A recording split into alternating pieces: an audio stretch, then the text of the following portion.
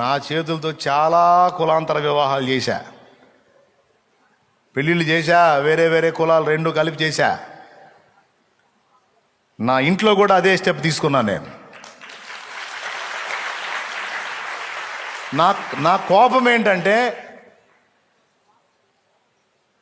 ప్రేమించామని విచ్చలవిడిగా తిరగటం, ప్రేమించామని తల్లిదండ్రులకు హ్యాండ్ ఇచ్చి పోలీస్ స్టేషన్లో ప్రత్యక్షం అవటం, ప్రేమించుకున్నామని పోలీస్ స్టేషన్లకు అమ్మా నాన్నని పిలిపించడం, సమాజంలో కొంచెం ఇప్పుడు కులం సంగతి పక్కన పెడితే కూతురో కొడుకో ఇలాంటి స్టెప్ తీసుకున్నారు అంటే వాళ్ళు ఇబ్బంది పడతారు కదా సమాజంలో. వాళ్ళ విలువలను పట్టించుకోకుండా వీళ్ళ ఆనందం కోసం స్టేషన్ల దగ్గరికి వెళ్ళి తల్లిదండ్రుని పిలవటం అనేది నచ్చదు నాకు. మరి ఏం చేయమంటారు అన్నయ్య? మరి వాళ్ళు ఒప్పుకోకపోతే ఒప్పుకున్న దాకా ఓపిక పట్టు, దేవుని బిడ్డవైతే ప్రార్థించు, అవసరమైతే నీ వంతు కష్టం నువ్వు చెయ్యి. నీ తల్లిదండ్రులు నిన్ను ప్రేమిస్తారు, నీ భవిష్యత్తు బాగుండాలని కోరుకుంటారు. లేదా వాళ్ళ హృదయాలు కదలటానికి ఉపవాస దీక్ష చేయి. అవునా? సహాయ నిరాకరణోద్యమం చేయి, సత్యాగ్రహం చేయి, ఆహార నిరాకరణోద్యమం చేయి. మరి మనకు స్వాతంత్రం రావడానికి సహాయ నిరాకరణోద్యమం, ఉప్పు సత్యాగ్రహం, క్విట్ ఇండియా ఉద్యమం చేయలేదా మహాత్మా గాంధీజీ? అట్లాగా వాళ్ళ కనికరం నీ మీదకి వచ్చినట్లు అవసరమైతే దేవునికి ప్రార్థన చేయి, తల్లిదండ్రులు కూడా మనవి చేయి.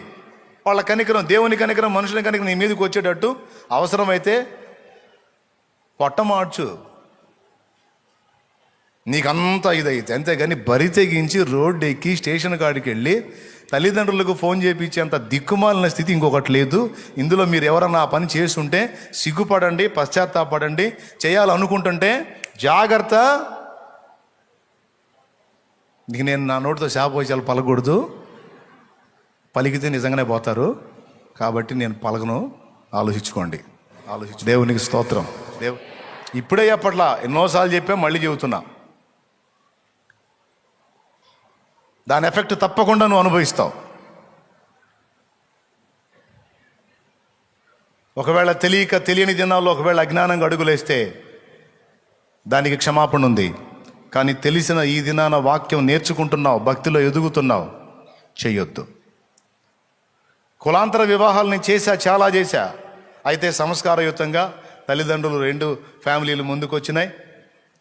మరి మీకు క్యాస్ట్లు ఫీలింగ్లు ఏమైనా ఉన్నాయా? ఏం లేవన్నా. యేసుక్రీస్తునందు మేమందరం ఒకే రక్త సంబంధికులం. ఆయన రక్తం పంచుకు పుట్టాం, ఆయన రక్తంలో శరీరంలో చేయేస్తున్నాం. సంఘంగా మేమంతా ఒక కుటుంబం, మాకే ఫీలింగులు లేవు అని గౌరవనీయంగా నా ముందుకు వచ్చినప్పుడు 100 పెళ్ళిళ్ళే చేశాం. 1, 2 కాదు, 100 పెళ్ళిళ్ళు చేశాం. కహాని కాదు, రియల్. ఎందుకంటే ఈ కులం గోడని కోల్చాలని నడుం కట్టినాం.